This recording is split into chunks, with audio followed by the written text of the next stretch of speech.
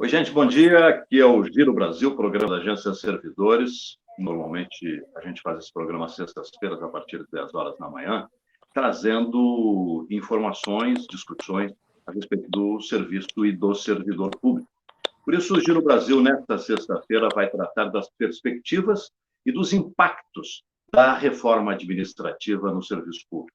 Para isso, nós convidamos para uma conversa o deputado Tiago Mitro, que é do Novo de Minas Gerais, presidente da Frente Parlamentar da Reforma Administrativa, e trazemos também o Décio Bruno Lopes, que é o presidente do FIPE, a Associação Nacional dos Auditores Fiscais da Receita Federal do Brasil, ANFIP, que tem contribuído em todas as discussões importantes do Congresso Nacional, contribuiu com seus estudos para a reforma da Previdência, contribui para os estudos a respeito da reforma tributária e agora, é claro, porque interessa de perto ao servidor público esta reforma administrativa proposta pelo governo na PEC 32 de 2020, a ANFIP também estará contribuindo e já contribuiu muito com os seus estudos e o que pode ser feito para que as discussões no Congresso Nacional tragam uma reforma que sirva a todos os lados. Eu imagino que seja esta a perspectiva de se fazer as coisas por meio do parlamento, onde se conversa e se chega normalmente a As ideias acabam se transformando e as coisas que vieram no começo normalmente melhoram muito. Deputado Tiago Mitro, muito bom dia, muito obrigado por ter aceitado conversar com a Agência Servidores, conversar com os servidores públicos do Brasil, ao lado do Décio Bruno Lopes. É uma satisfação muito grande receber o senhor aqui para a gente falar a respeito de reforma administrativa. Deputado Tiago Mitro, para a gente começar esta conversa, qual é a ideia da Frente Parlamentar? O que é que vocês esperam de uma reforma administrativa? Bom dia, muito obrigado. Bom dia, Humberto, bom dia, Décio, todos aqui que nos assistem, nos ouvem na Agência Servidores, um prazer participar com vocês dessa conversa, e eu que agradeço o convite aqui, sempre disposto a poder esclarecer nossos pontos, nossa visão em relação à modernização do Estado brasileiro que todos nós queremos ver. A Frente Parlamentar, Humberto, iniciou os seus trabalhos há cerca de um ano atrás, quando nós víamos que o governo estava enfrentando uma certa dificuldade interna ali em lidar com o tema e tomar a decisão de enviar uma proposta de reforma administrativa para o Congresso, e nós, sabedores aí da necessidade de nós modernizarmos a administração pública brasileira, optamos então por tomar alguma atitude que pudesse facilitar esse caminho e iniciar os debates da reforma administrativa, ainda que ela ainda que houvesse essa indefinição do governo de quando e como ela seria enviada. Então, nós iniciamos o trabalho no fim do ano passado. No início desse ano, quando íamos lançar oficialmente a frente, veio a pandemia. Então, obviamente, como aconteceu com tudo no país e no mundo, as atenções foram corretamente direcionadas para o combate à pandemia, e assim que a pauta do Congresso permitiu que se começasse a abrir espaço para outros temas, nós então retomamos o trabalho da frente para poder iniciar as discussões de forma técnica, com a profundidade necessária e com ouvindo as diferentes opiniões de qual seria, ou qual deve ser uma proposta, ou diferentes propostas, que na verdade são vários textos que vão ser enviados, diferentes propostas do que é uma reforma administrativa adequada para o país. Eu acho que o diagnóstico que nós temos é claro. Hoje nós, infelizmente, não temos normas legais, aí, desde a partir da Constituição, a parte infraconstitucional, leis complementares, leis ordinárias,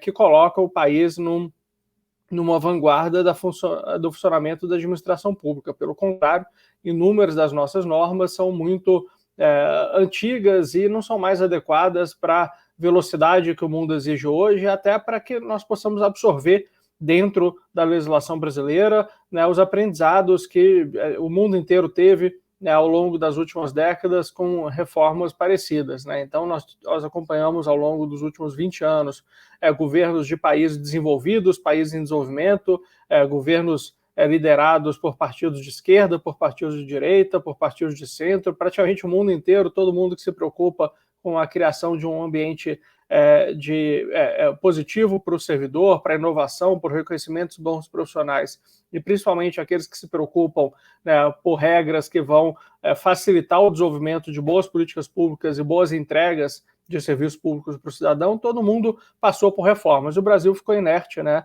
nos últimos 22 anos em relação a isso. Então, o que a gente se propôs a fazer na frente parlamentar foi colocar esse assunto na mesa, né, tanto internamente no Congresso, montando uma mesa diretora que hoje conta com 16 parlamentares de 13 diferentes partidos. Temos desde partidos da oposição até parlamentares da base do governo e números independentes fazendo parte da frente. E também um conselho consultivo, né, especialistas no tema, que nos dão subsídios técnicos para que a gente possa aprofundar nesse debate e, como eu falei, estudar o que aconteceu no mundo inteiro. Então, nós temos visto exemplos de países como Portugal, Inglaterra, Estados Unidos, Canadá, Austrália, Nova Zelândia, Peru, Colômbia, Argentina. A Argentina, que não é exemplo para muita coisa, né, infelizmente, quando a gente fala de boas políticas públicas, em gestão de pessoas e administração pública, tem vários aspectos que está mais desenvolvido do que o Brasil, né? Então, o que a gente se propôs a fazer foi coletar esses bons exemplos e propor, face à realidade brasileira, o que faz sentido aplicarmos no Brasil, o que não faz.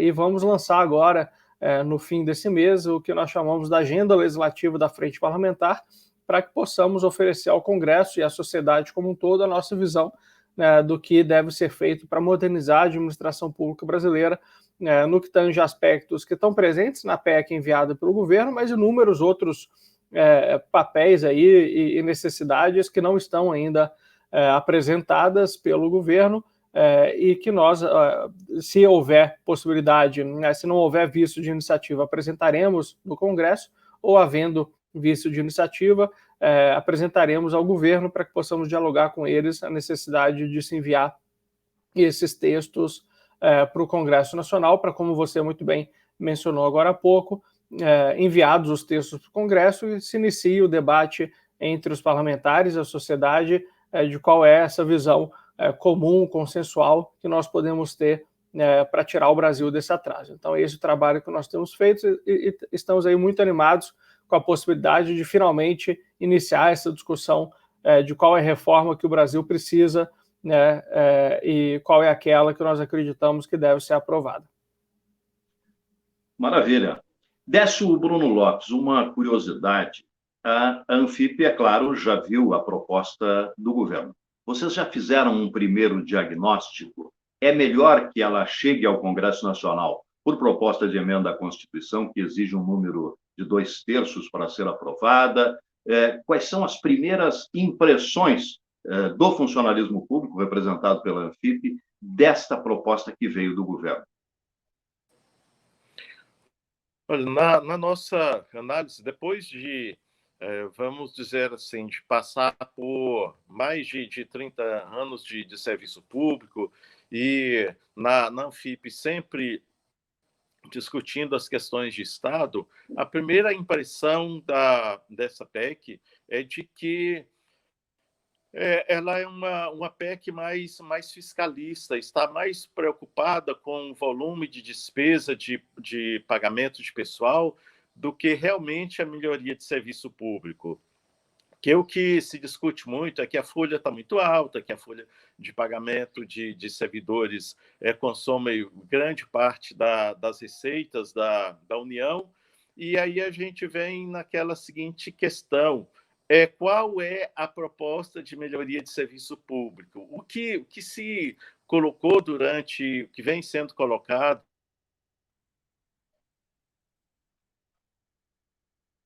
o servidor é uma marginalização do servidor, é que o servidor tem estabilidade e por isso não presta um bom serviço público, é que ao ter estabilidade ninguém mais consegue mandá-lo embora, né? Ou seja, não há demissão, mas nada disso é verdade, mesmo porque, ou seja, algumas coisas podem até ser verdades, mas outras não são verdades absolutas, mesmo porque o serviço público tem excelentes, ou seja, tem quadros de excelência. E neste período em que se colocam uma questão, praticamente uma questão de ódio em relação ao serviço público, né?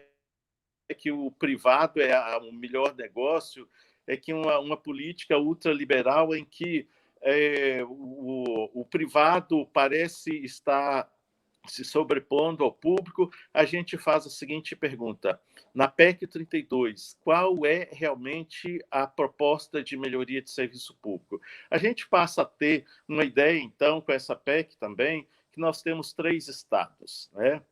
Ao deixar o poder legislativo e o poder executivo e o poder judiciário de fora, a gente passa a ter uma ideia de que nós temos 3 estados. Se se propõe realmente uma melhoria de serviço público, se propõe realmente um Estado que preste o melhor serviço público ao cidadão, se trata de uma emenda à Constituição, eu penso que deveria, na verdade, todas as funções de Estado, ou seja, os 3 poderes deveriam estar. Aí vem a discussão, olha, o Poder Executivo não pode propor mudança no Legislativo e no Judiciário. Isso é verdade, mas nós não estamos tratando de uma reforma administrativa do Poder Executivo. Na nossa ideia, na nossa cabeça, a gente está tratando de uma reforma do Estado, uma reforma administrativa que realmente seja uma reforma do Estado e não uma reforma para o Poder Executivo. É interessante observar também que se fala muito em estabilidade do servidor, mas a estabilidade do servidor é um atributo de garantia do Estado. É uma garantia para o servidor, não resta a menor dúvida, mas é uma garantia mais da estabilidade de prestação de serviço público. Então, aí vem a questão: quais os serviços que deveriam ser, então, estatutários, quais deveriam ter estabilidade? Existem. A gente, fazendo uma retrospectiva, a gente verifica que antes da Constituição de 1988, existia então os cargos estatutários. Normalmente os cargos de nível superior eram estatutários e a grande maioria dos outros cargos, né, que não seriam de nível superior, eram regime de seletista, era regime seletista.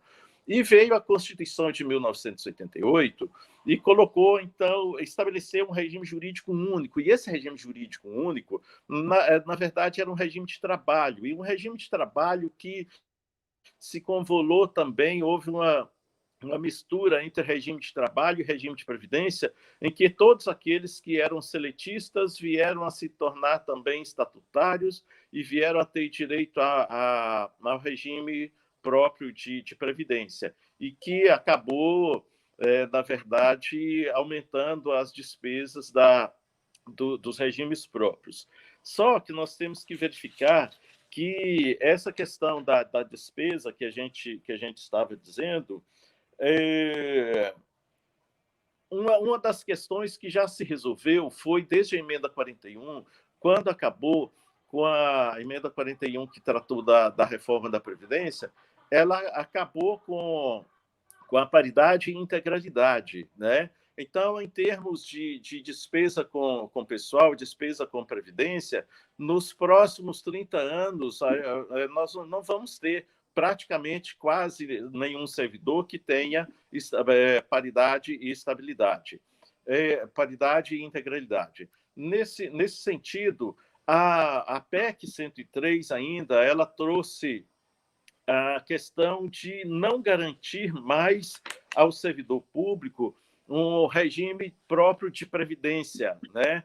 Um regime próprio de previdência de caráter contributivo e solidário. Isso acabou com a emenda 103. E, nesse sentido, também a emenda 103, ela, ao promover uma ampla, geral e restrita reforma de previdência, ela acabou também com a possibilidade de novos regimes próprios, ou seja, aqueles regimes próprios que existiam ainda em relação ao RJU, né, Os que existiam continuam existindo, mas é obrigatória a instituição do regime de previdência complementar para que a remuneração de servidor se limite à remuneração do regime geral. E, nesse sentido, aqueles municípios que não tinham regime próprio de previdência não poderão mais fazê-lo. E como ficará o pessoal? Vai ficar do jeito que está. Se era seletista, vai continuar seletista. Se era outras formas de contrato administrativo, também continuarão. Outra questão que se coloca é a total insegurança jurídica em relação ao servidor público. Nós estávamos falando da estabilidade, voltamos a falar de despesa, mas agora retornando à estabilidade. Evidentemente que há diversas funções de Estado que têm que ter estabilidade. Tá? Evidentemente que juízes, procuradores, advocacia pública, auditor fiscal, são exemplos, a magistratura, né, no caso, e diplomacia. São cargos que, na verdade, não há como o pessoal não ter estabilidade. Pelo seguinte, a cada governo que estiver em exercício, vem aquelas vontades políticas de trocar pessoal. E uma outra preocupação muito grande que pode trazer uma estabilidade jurídica muito grande é a questão do contrato de experiência. Esse contrato, quando o servidor faz um concurso e toma posse, ele é servidor, né? E pelo seguinte, ele tem que prestar o serviço à população, ele tem que estar ali à frente da prestação de serviço, e vamos dizer, nessas questões das carreiras típicas de Estado.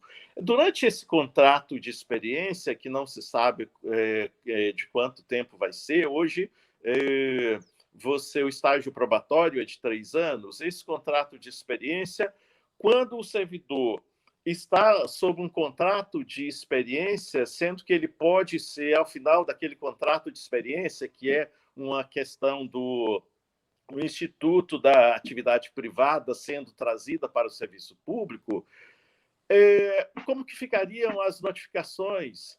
Esse servidor, vamos dizer agora no caso típico da fiscalização, como que um servidor vai fiscalizar uma empresa e vai fazer a notificação, sendo que ele pode ser demitido, né? É como que um auditor fiscal vai chegar numa empresa de um político, por exemplo, ou de alguém que tenha, vamos dizer assim, um cargo elevado no Estado, como que ele vai fiscalizar essa empresa? Como que ele vai emitir um auto de infração? Como que ele vai encaminhar uma representação fiscal para fins penais?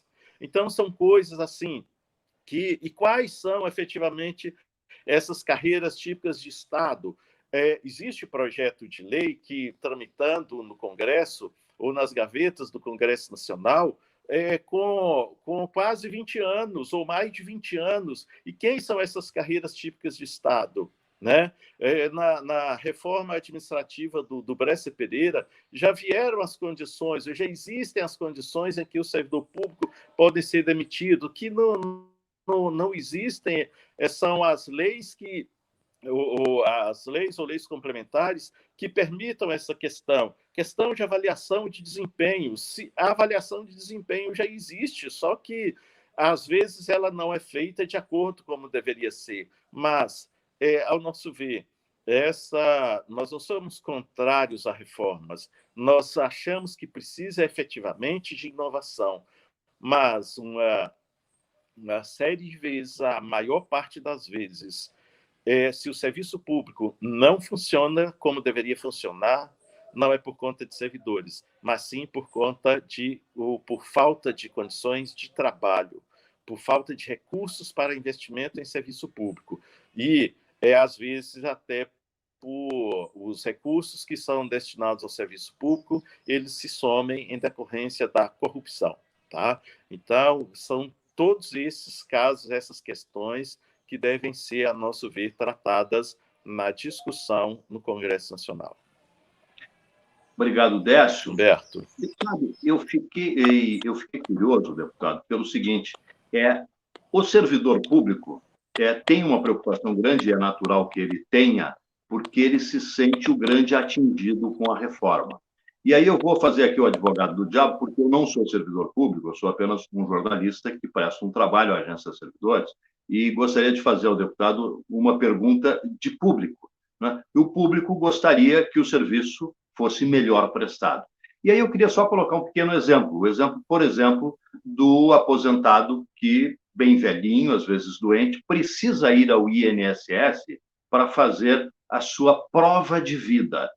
E os nossos cartórios, que são serviços públicos prestados por terceiros, não informam o governo. Eu imagino que hoje, com informática, com internet, isso seria extremamente simples, e aí o cidadão é que precisa ir lá dar prova de que está vivo para continuar recebendo. A minha pergunta ao deputado gostaria que o senhor fizesse um comentário a respeito das colocações do Décio, e também me dissesse que o cidadão, será que não está esperando mais uma reforma que dê eficiência do que uma reforma que simplesmente atinja o funcionalismo público? Que a culpa, eu estou perguntando aqui, não seria muito mais da estrutura do que do próprio funcionário, deputado? Olha, Humberto, certamente a culpa é da estrutura. Acho que em nenhum momento eu nunca falei isso, que a culpa é do servidor. A culpa está na estrutura. A estrutura que rege as regras de digitalização de serviços públicos, a estrutura que rege as regras dos órgãos, do funcionamento das entidades, da estrutura do próprio da administração pública, e também a estrutura relacionada a regras de gestão de pessoas.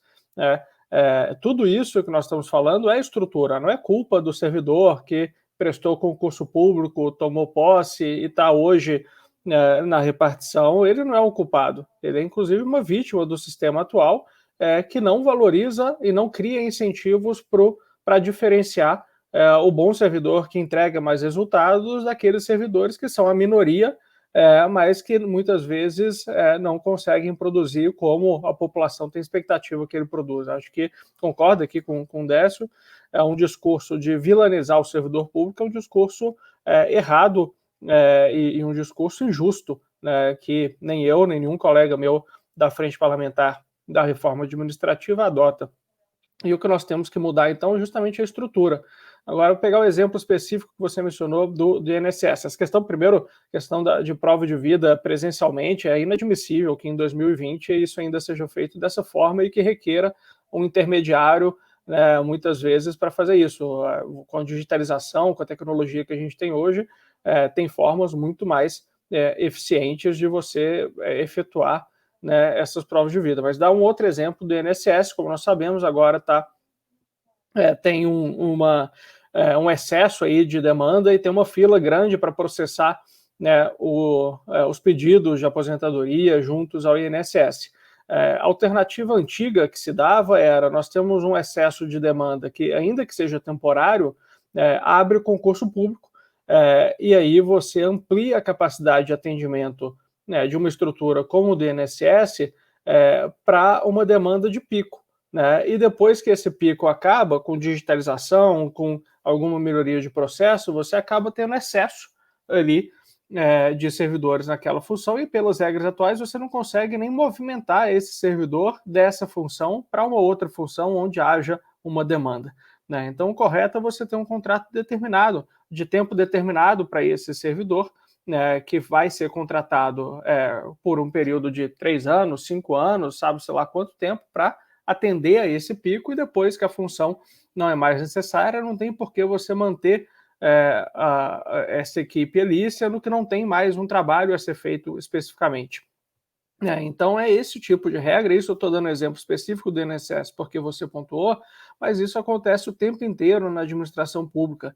Pega exemplo da educação. Nós estamos vivendo aí um período de transição demográfica no Brasil, onde temos menos crianças, menos bebês nascendo, né? E certamente daqui a 10 anos, daqui a 15 anos, nós não vamos precisar da quantidade de escolas que nós temos hoje no país, porque é uma questão demográfica, a população jovem está diminuindo no país e talvez a gente precise mais de hospitais para atender, né, a população de idosos que está crescendo. Então, você precisa dar essa flexibilidade para o poder público, que as contratações e o dimensionamento, né, de pessoal do poder público possa se alterar ao longo do tempo. Da forma como as regras estão instituídas hoje, você toma uma decisão em 2020 que vai afetar o ano de 2050. Nós estamos dimensionando o tamanho do serviço público com a realidade de 2020, e esse dimensionamento feito hoje vai permanecer para os próximos 30 anos, e isso é inconcebível, né? Nós não sabemos nem como que nós vamos estar em 2021 com essa pandemia, que dirá em 2025, 2040 e 2050. Né? Então, que essas novas formas de contrato em substituição ao regime jurídico único trazem uma maior flexibilidade para o gestor público, para que, ao longo do tempo, o dimensionamento do serviço público possa ser refeito de acordo com as necessidades atuais. Em relação às preocupações que o Décio trouxe, que são preocupações legítimas, como que um auditor fiscal vai poder autuar uma empresa que é de um político ou coisa assim, é simples, as regras para os auditores fiscais não vão mudar. Né?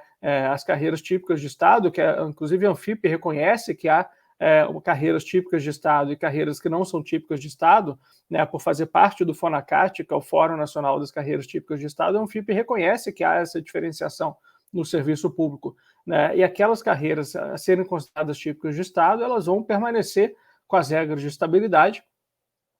A única diferença é que vai haver critérios para adquirir essa estabilidade. Da forma como está hoje, a estabilidade ela é adquirida quase que no dia que o servidor toma posse, porque o estágio probatório é meramente protocolar. Não é um estágio probatório para provar algo para alguém, é um estágio que simplesmente é protocolar e que os números do governo federal, menos de 0,5% dos servidores em estágio probatório não são efetivados. Então, se nem 0,5%, né, passa por uma avaliação, esse estágio hoje não está atingindo os seus objetivos. Então, a ideia do governo, que eu acho que é positiva, né, de fazer um vínculo de experiência, onde haja a possibilidade de realmente ter uma avaliação, né, e aqueles que passarem por essa avaliação aí adquirem a estabilidade para poder exercer o trabalho que o Décio mencionou com a segurança necessária, né, é um modelo, a meu ver, muito mais adequado do que o modelo que nós temos hoje. E, de novo, isso não significa culpar o servidor público, responsabilizar o servidor público, ou colocar o interesse público em risco. Né? Isso significa olhar do ponto de vista da estrutura da máquina pública brasileira e do ponto de vista do cidadão, como que nós conseguimos dar um dimensionamento e um dinamismo ao serviço público brasileiro que seja compatível com os tempos atuais. Acho que é nessa linha que essa PEC vem. Acho que tem pontos, sim, de ajustes a serem feitos a ela. Eu concordo com o Décio, por exemplo, que é um absurdo a gente não ter membros de poder incluídos nas vedações a privilégios. Quando nós falamos de licença premium, férias além de 30 dias, aposentadoria compulsória como punição, né, progressão automática por tempo de serviço, isso para mim não são direitos, isso para mim são privilégios. Né? Você não pode ter um ambiente onde alguém vai ter 60 dias de férias e ainda vende retroativamente essas férias, né, e adquire, e em um mês tem ali uma bolada de R$500 mil, como acontece com inúmeros magistrados aqui no país. Isso é um absurdo, isso é um privilégio que tem que ser extinto já. Né? Então a PEC erra, e nesse ponto eu concordo bastante com o Décio, ao deixar de fora membros de poder e deixar de fora os atuais servidores que hoje recebem esses privilégios. Não estou dizendo que o servidor público em geral recebe privilégios, eu estou dizendo que existem castas no serviço público, né, especialmente no poder judiciário, que tem privilégios que são absurdos, e que eu sei que o FONACAT, por exemplo, a associação na qual o Anfip faz parte, concorda em extinguir esses privilégios de supersalários, de férias de 60 dias e por aí vai. Então, isso é parte do que a PEC hoje não aborda e que nós vamos trabalhar dentro da discussão no Congresso para que possa incluir todos os poderes, todos os membros de poder e todos aqueles que hoje, toda aquela minoria do serviço público que hoje recebe privilégios, não exista mais na administração pública brasileira. Décio, o diálogo vai ser extremamente importante para resolver esses problemas. Você tem esperança de que seja possível conseguir transformar essa lei numa lei que seja boa para todos? É possível sim, mesmo porque a PEC está no local onde é o local de discussão. Evidentemente que se esse texto tivesse sido discutido inicialmente, antes de ser encaminhado, se tivesse havido uma participação, evidentemente que a pandemia acabou por prejudicar essa discussão, né, as audiências públicas, a discussão de uma forma geral, porque nesse momento prévio, antes de encaminhamento da PEC, seria interessante que o assunto tivesse sido melhor discutido. Mas eu tenho certeza que, como o Congresso Nacional vinha clamando por uma reforma administrativa, como o governo vinha dizendo que é necessário uma reforma administrativa, e como as informações são as mais diversas possíveis, no sentido de confundir até a opinião pública, confundir o cidadão que precisa de fazer uma reforma administrativa para melhorar o serviço público. Então, para a opinião pública, realmente precisa de melhorar o serviço público, porque não há as entregas que o cidadão gostaria de receber. Não existem as entregas que ele gostaria que fossem prestadas pelo Estado. Mas eu estou confiante de que o Congresso Nacional, né, amadureça as ideias, que discutam mais, que não aprovem questões que não sejam exaustivamente discutidas, né, para que não virem uma reforma apenas para o servidor de poder executivo, né, e que o cidadão que está esperando efetivamente uma melhoria de prestação de serviço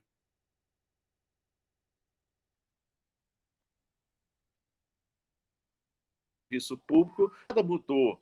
Né? E que, quando ele perceber que cada dia que ele chega numa repartição pública, pode ter um funcionário novo, para que ele não chegue numa repartição pública e veja que, na verdade, aquilo que ele gostaria que fosse não aconteceu. Né? Então, é necessário que se discuta mesmo, discuta muito. Eu tenho esperança que o Congresso Nacional, que é a casa das leis, que é a casa do povo, né?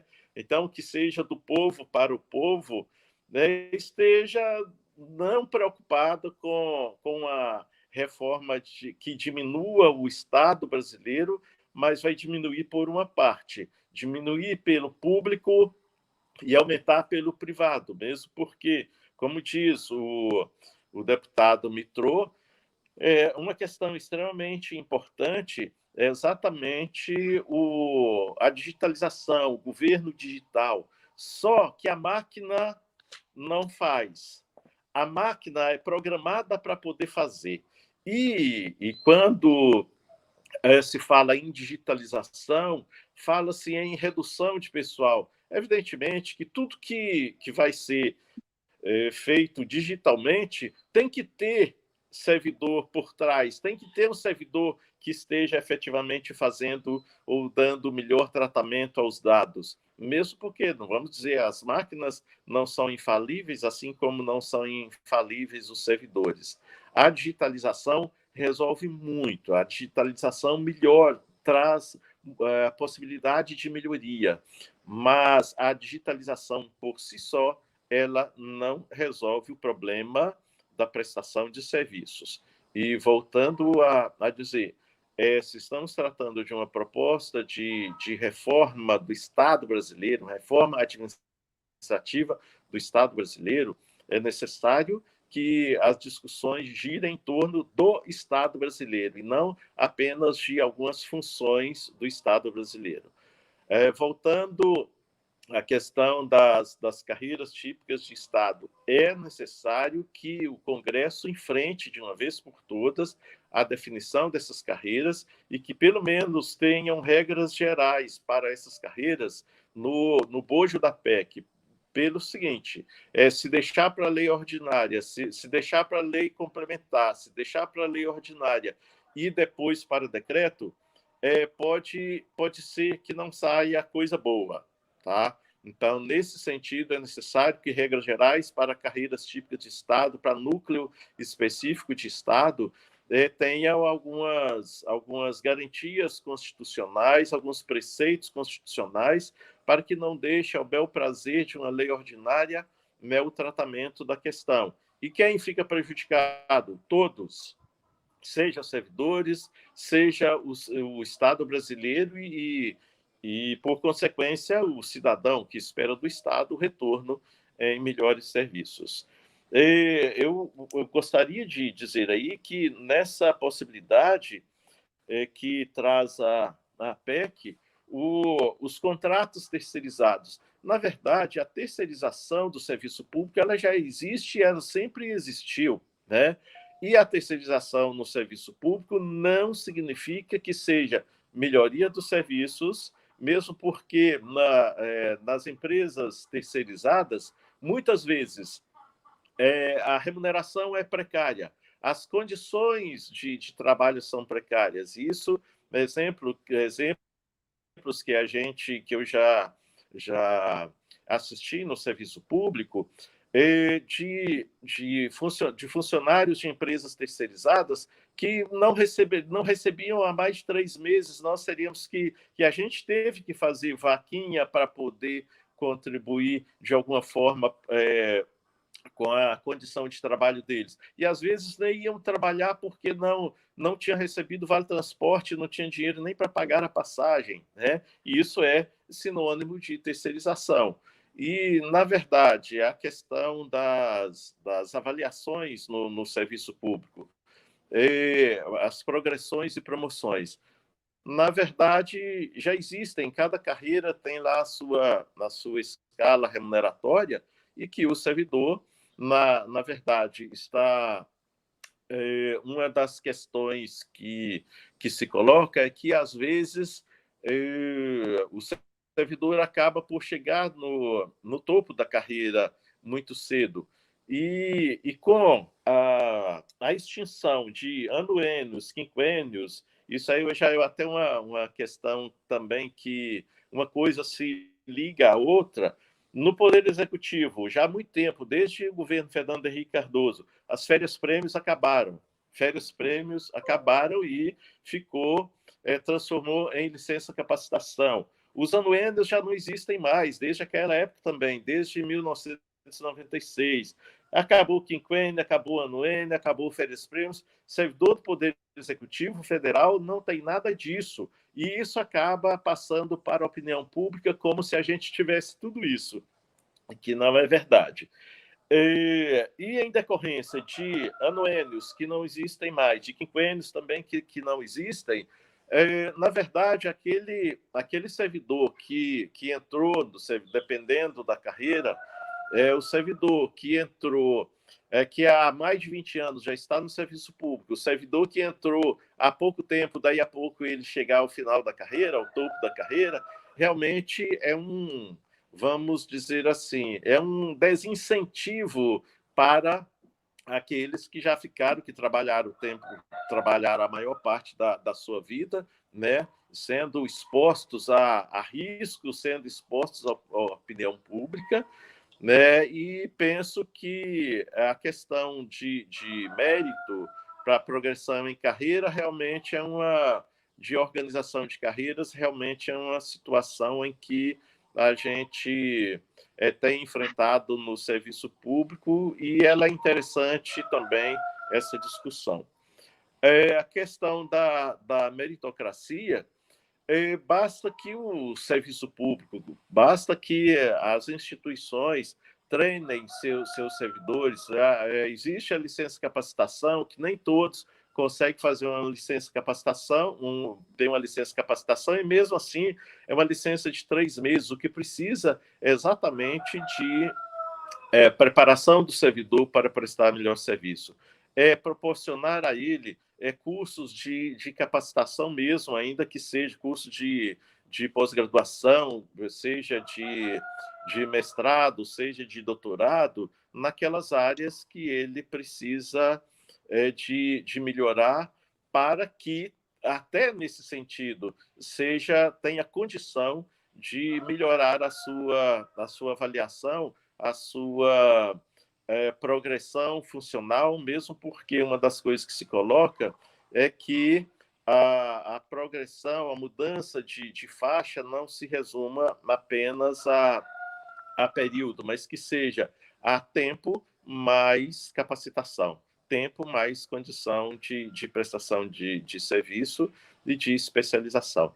Então, são diversas questões que precisam ser colocadas e esperamos que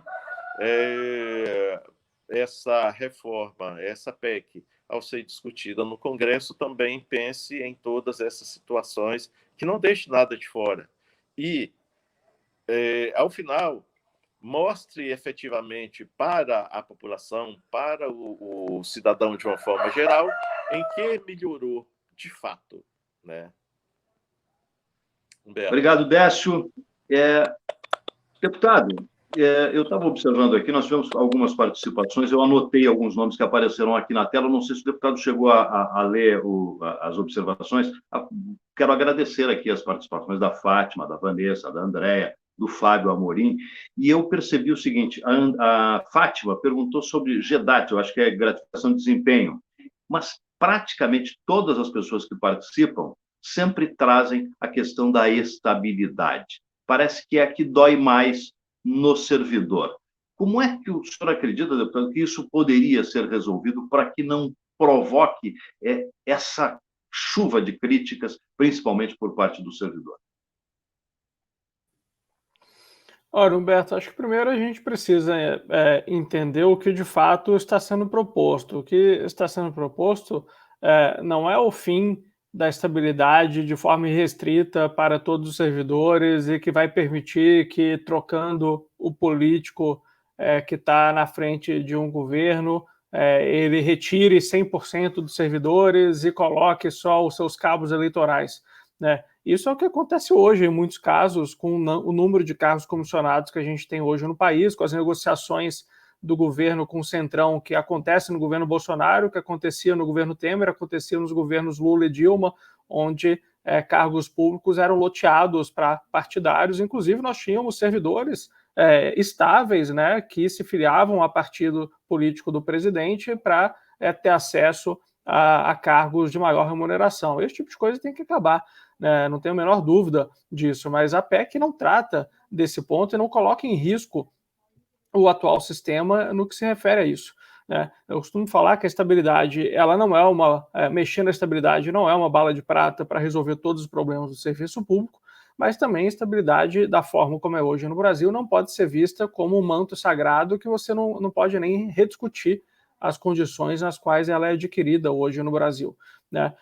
Um ponto importante aqui primeiro, você não pode tratar a estabilidade como um privilégio.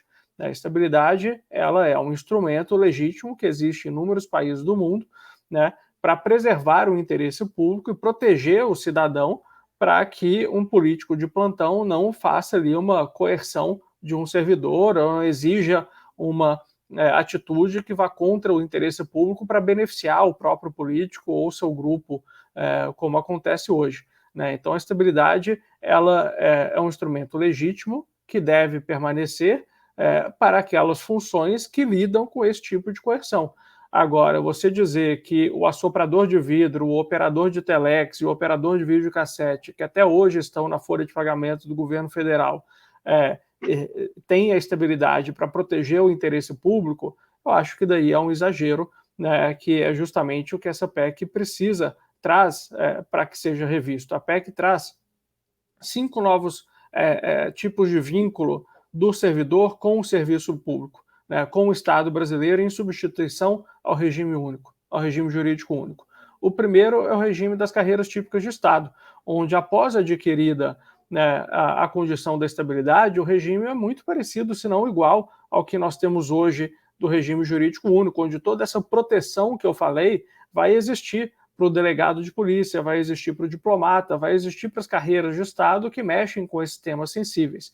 Nós temos, por outro lado, o contrato por tempo determinado, né, que é uma modernização dos atuais contratos temporários, que hoje as regras são muito restritas e geram muita insegurança jurídica. Então, o contrato por tempo determinado, né, ele vai trazer ali uma segurança. O servidor, durante aquele período do contrato, ele vai ter toda essa proteção, mas encerrado o período do contrato, vai haver uma readequação, uma reavaliação, se aquelas vagas ainda são necessárias, né, para a administração pública ou não, como eu falei anteriormente, porque o mundo muda, as funções mudam, as necessidades de pessoal mudam, né?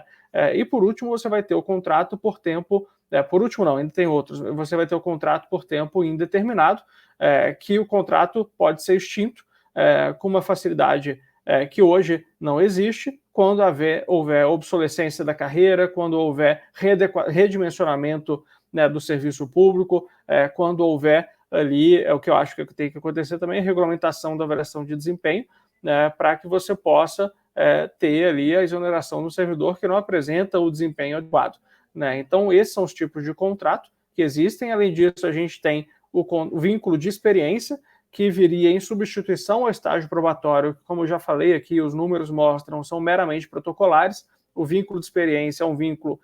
hoje, o estágio probatório tem muita judicialização de você poder exercer o que deveria ser a regra da administração pública, que é avaliar, né, no fim do estágio probatório se aquele servidor tem condições de ser efetivado ou não. As atuais regras acabam impedindo que essa avaliação seja feita e você tem uma briga jurídica, né, em relação à existência de estabilidade no regime, no estágio probatório ou não. Então, o vínculo de experiência vem em substituição ao estágio probatório para que justamente possa haver uma experiência daquele servidor no cargo e em si tendo uma compatibilidade das habilidades do servidor, da sua vocação com o que o cargo exige. Esse servidor continua e adquire ao longo do tempo a estabilidade, no caso das carreiras de Estado, ou a condição ali mais protegida dos contratos de prazo indeterminado, como a legislação proposta pelo governo prevê. E por último, tem os cargos de liderança e assessoramento, que seria a reunião ali das diferentes funções hoje de cargos comissionados, que precisa primeiro ser reduzidas, né? Tem muito cargo comissionado no Brasil, nós precisamos reduzir o número de cargos comissionados para parar de dar espaço para essas indicações políticas. A gente tem visto em esquemas, né, como no Rio de Janeiro, Guardiões do Crivella e por aí vai, o excesso de cargos comissionados que gera isso, né? Isso não tem nada a ver com a discussão da PEC, tem a ver com a questão de redução de cargos comissionados. E eu sou a favor de reduzir os cargos comissionados. E acho que a PEC daí falha, e nós já iremos apresentar uma emenda a respeito disso, que inclusive os cargos comissionados têm que ter critério de seleção, exceto aqueles, obviamente, secretário de Estado, ministro, que aí não faz sentido, aí acho que tem que ser livre nomeação de fato do chefe do executivo, mas cargos de médio e baixo escalão comissionados, aqueles que depois de uma reforma ainda permanecerem, eles têm que ter critério de seleção. E é uma emenda que nós vamos apresentar à PEC para proteger novamente o interesse público e colocar pessoas qualificadas para exercer esses cargos, né? Com esses cuidados, eu tenho certeza que esses exageros que estão sendo ditos por alguns, de que vai aumentar a nomeação política, que vai aumentar, tirar do servidor a proteção que ele tem para proteger o interesse público e tudo, isso aí são extrapolações que estão sendo feitas, acho que para aumentar uma narrativa de se permanecer tudo como está hoje, que não é o que nós queremos, né? Mas se você analisar o texto da PEC, o que diz que vai ser regulamentado em leis complementares, e nós temos que, obviamente, nas leis complementares, garantir que esse cuidado vai ser tomado, né? Não tem nada a ver com reduzir direitos de servidor, não tem nada a ver com aumentar influências políticas, tem a ver com dar ao Estado brasileiro a flexibilidade que o século XXI exige, né, e que vai permitir que a máquina seja mais eficiente, que a máquina seja mais célere e mais adequada aos dias de hoje. É isso que a PEC propõe, e com as modificações que eu mencionei aqui, que nós pretendemos fazer no Congresso, tenho certeza que vamos conseguir aprovar um texto adequado, preservando o interesse público, né, dando essa proteção ao cidadão de que o servidor não é coagido a agir contra o interesse público, não tem interesse nenhum aqui em aprovar uma regra que seja contra o cidadão, né, e também dando ao servidor público um ambiente de maior estímulo à produtividade, né, de maior estímulo ali ao seu desenvolvimento e que tenha um clima, um ambiente organizacional que ele tenha orgulho de trabalhar, né, por estar entregando um bom serviço à população. É para isso que essa PEC veio e para iniciar uma ampla reforma administrativa que vai produzir esses efeitos no curto, médio e longo prazo. Giro Brasil, perspectivas e impactos da reforma administrativa no serviço público. Nós teríamos assunto, naturalmente, para um programa de 10 horas, mas o nosso programa tem apenas 55 minutos, e é por isso que eu queria pedir para o Décio Bruno Lopes fazer as suas considerações finais em 1 minuto, Décio. Eu gostaria de agradecer a participação, né, o convite da Agência Servidores, né?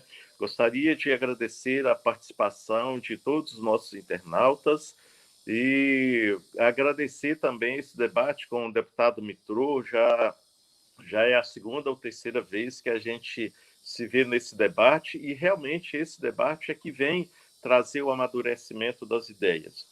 E dizer que a regra da administração pública deve ser o concurso público, que há que se estabelecer regras gerais para carreiras típicas de Estado, isto é, sem dúvida, né?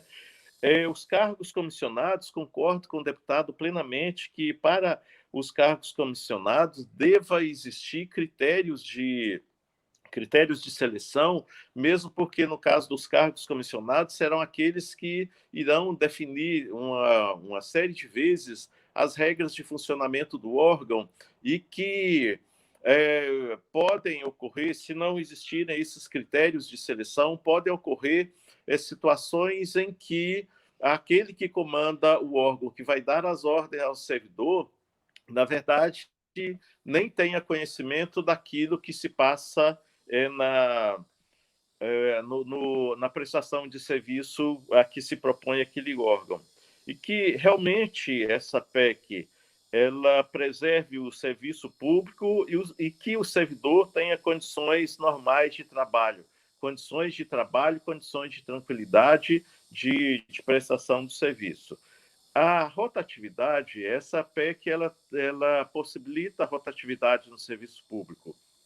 E a rotatividade, seja na atividade pública, seja no serviço público, seja na atividade privada, a rotatividade não é um bom elemento de administração. A rotatividade no serviço público, ela não interessa a ninguém. E mesmo porque rotatividade significa descontinuidade, pode significar uma descontinuidade de prestação de serviço público.